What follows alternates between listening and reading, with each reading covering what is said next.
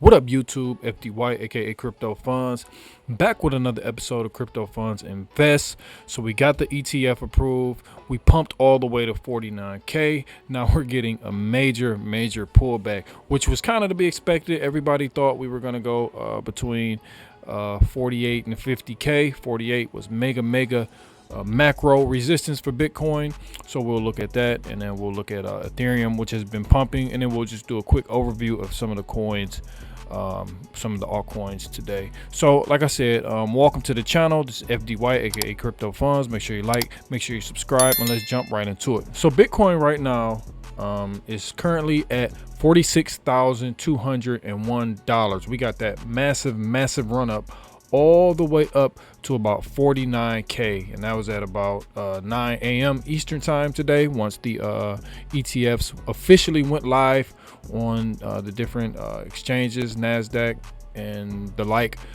And then we got a nasty rejection off the top of this trend line here. So this was kind of to be expected. We knew a lot of people were going to take profits at this $49,000 level. I traded from 45,600 all the way to 48K. And then I got stopped out at about 48.6 or 7 today. So I made a nice little amount overnight going into today, but we're going to look for another entry. Looking at another entry coming up on this trend line here, maybe at about 45K. What we did have, and it did play out, was this bearish divergence on the hourly. I think we also had it on the 4 hour. We had it on the daily. Yep. So on the 4 hour, we had this mega bearish divergence, which actually played out. So one of the things that I trade with is divergences. And divergences on higher term time frames usually play out more so than they don't. So right now Bitcoin is still at 46,250. So I'm not really too concerned about the price. If we'd have broke down to about like 40K, you know, just a major rejection or a major sell-off after the ETF news or after the ETFs launch, then I would have been more concerned, or I will be more concerned if that does happen. But for right now, as long as we're holding above, I'd say 45K, we don't have anything to worry about. If we do lose 45K, our next major POC will be coming in at about 43,800. So that'll be another level I'm looking at for a significant or a nice bounce. See the level, I mean, these charts, these assets, they never just go straight down, you know, unless some big news comes out and it goes to, you know, to zero or something like that. But with Bitcoin, it's going to be a lot of volatility between now and the halving. So if you're trading, make sure you're using stop losses, or make sure you're in and out, or make sure you just, you know, you're actively investing or actively managing your positions, because we see today we got all the way up to 49. People started to FOMO in, boom, came in, took your profits. Thank you for being exit liquidity, and then we'll start the run over at a later time. So what I'm looking at, like I said, is for us to hover around this area between 45 and 50K. Hopefully we can break out above 48K. So what we have to do is, if we go back, let's go to the 2-day time frame, we can see that the 48K area has been long-term mega resistance. So this goes all the way back to March 2022. So we see we had mega resistance here.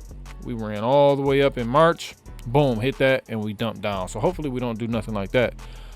But we knew this was going to come, or we had a hunch that 48K, 49K was going to be mega resistance. So hopefully we can go back up there, retest it again, hopefully break out above, hold that as support, and then continue our ascension upward. Ethereum, which has been on a tear, is still going up. We had a nice strong little pullback. This is on the 4-hour chart. If you know anything about candles, this is a shooting star. So this one actually closes in 2 hours. So if this closes like this, I'll be potentially looking for us to continue going up for Ethereum. Unless Bitcoin just totally shits the bed, then the whole market will probably go down, you know. So that's just how it is in crypto. Bitcoin, you know, runs everything for the most part. You might have a few outliers here and there, but for the most part, if Bitcoin goes down, most altcoins will go down with it. But the Ethereum has been strong. Ethereum, they're saying, is the next big trade. Ethereum is the next ETF to be on the list. So like I always say, Ethereum is my biggest holding. I will not be accumulating any more Ethereum. I'm going to look for smaller market cap coins in order to get a better return on investment, a better ROI. But I was accumulating Ethereum in 2020 and early 2021 under 1,000. So I think Ethereum, I started getting in Ethereum in like 700, 800, and I bought some at like 1,300. So I think the highest I got in was maybe 12 or 13. So I'm at least double from where I, that highest price that I got in. So Ethereum, I got, I'm hoping Ethereum can do numbers, at least 5 to 10K this bull run. I'm pretty sure 5K is in the cards. We're almost at 3K right now. So 10 is I'm hoping for 10. I'm hoping for 10. If we can do 10, that'll be a nice chunk of change for me. And then I'll take some of those profits and distribute them throughout the ecosystem and throughout the other coins, lower market cap coins. That's what I'm on right now. Right now I'm on airdrops. I'm on airdrop farming. I'm on mining. I'm on staking. I'm trading. And I'm looking for some lower cap coins or some micro caps that I believe that will have a nice good pump here and there. In the future. So I'm accumulating those because I'm looking for nice projects that I think will have use case. I'm not looking for meme coins right now. I'm not looking. Meme coin season comes around, I'll be hunting for meme coins. But right now I'm looking for projects, tokens, coins that will have a use case, because I think now crypto becoming more in the forefront and more in the limelight and in the spotlight, real world use cases will definitely put you ahead of the herd. So the overall market, Solana is at $100. We got ADA holding steady at 58 cent, up 2.83 cent. AVAX still under 40. Anything under, if we can get AVAX under $30, that'll be a steal. I've been talking about AVAX since it was $10 to $12, $14. I was telling you to pile in. Hopefully you listen. XRP still holding that 58 cent mark, like I've been talking about, at 60 cent. Basically not really moving. Chainlink at 15. Stacks is down. Had a nice massive run up to about $2. Now we're sitting at $1.78. Render is at 4. Litecoin at 71 cents. Litecoin hasn't been moving. I think a rotation of Litecoin might be coming eventually down the pipeline. So we'll just have to see. But I'm not accumulating any of those type of coins, any of the OG coins, any of the large market cap coins. But I will trade them all day. I will definitely trade them all day. So yeah, like I said, Bitcoin is just hovering right now. We got a harsh rejection at about 48, 49K, which was kind of to be expected. We had major macro resistance there, so we'll be watching that all day. Let's actually go back to Bitcoin.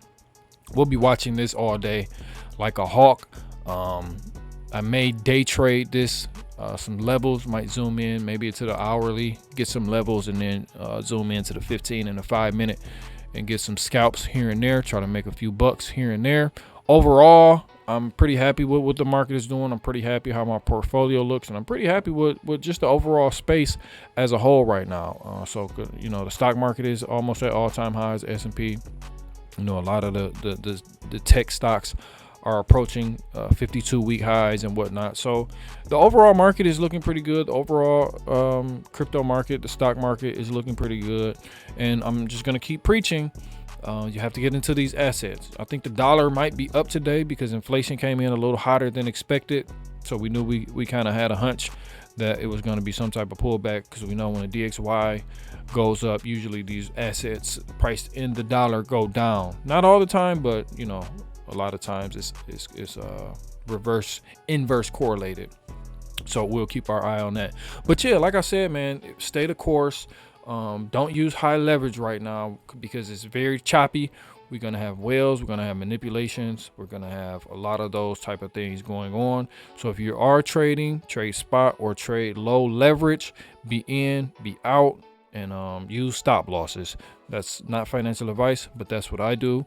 And that's how I minimize my losses, so I won't be part of the 98% that lose at trading or quit trading after a certain time, because it's not really that hard to do it. You got to manage your emotions, manage your risk management, and just, know when to get in, know when to get out, have a couple confluences before you get in, know where your levels are at, know when you're going to get in, know where you want to get out.